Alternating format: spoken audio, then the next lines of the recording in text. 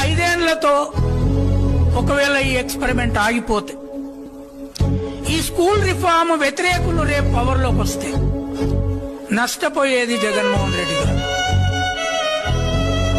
నష్టపోయేది కూలి చేసుకునేటోళ్ళు, నష్టపోయేది వాళ్ళ పిల్లలు టై కట్టుకొని బూట్లు వేసుకొని మంచి ఫుడ్ తింటూ ఇంగ్లీష్ మీడియంలో అంబానీ స్కూల్ లాంటి ప్రభుత్వ స్కూల్లో చదువుకుంటున్న పిల్లల తల్లిదండ్రులు, వాళ్ళ భవిష్యత్తు ఈ దేశంలో పుట్టబోయే ఐన్స్టీన్లు ఆగిపోతారు. కనుక మీరేం చేయాలి?